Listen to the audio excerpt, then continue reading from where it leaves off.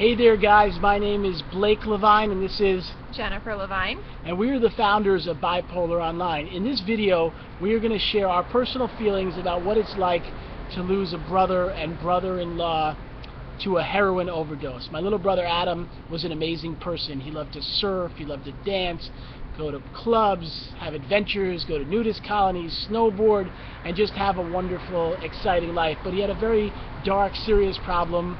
He was addicted to marijuana and alcohol earlier in his life, and he eventually started using drugs like Molly, and his final part of his life was using opiates and dying of a heroin overdose. He kept it hidden from our family, and for me personally, when he died, it was a shock. What did you feel like when you...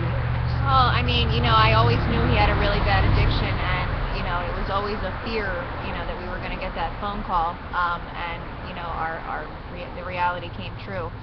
It was interesting, at the time of his, overdose, me and Blake were both working with people with narcotic addiction, and, my heart really goes out for anyone with a narcotic addiction, because it is a terrible, terrible, terrible, terrible thing to go through. The physiological dependence and the withdrawal symptoms, keep motivating people to go and use just to not feel sick. And, it's just, it's an epidemic, and it's a big problem in America. And, something really needs to be done. And when Adam died, it just solidified that it's a terrible problem. Yeah, I agree.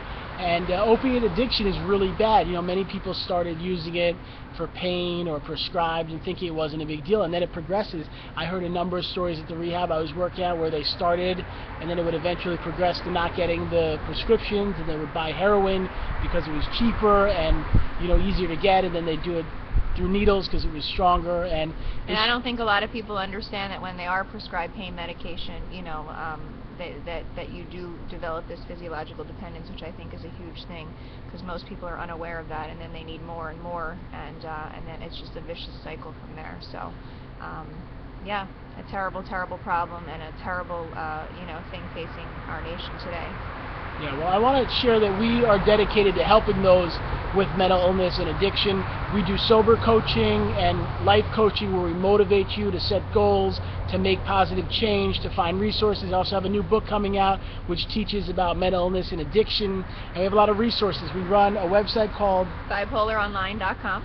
Yep, BipolarOnline.com. We work there, and you can find a lot of things, including a free gift to you and your family. We offer one free 30-minute phone session with either of us, and you can learn how we are able to help. We'll answer questions, we'll give you knowledge, and if you decide to continue, we can work with you every day and weekly. We have many affordable plans where we can help you, and hopefully your family doesn't have to experience the loss that we went through, because it was really trying on not only us, we're a husband and wife, and it's hard to deal with this, but our family, my mom, my dad, have been suffering, losing their son. So maybe together we can make a positive change.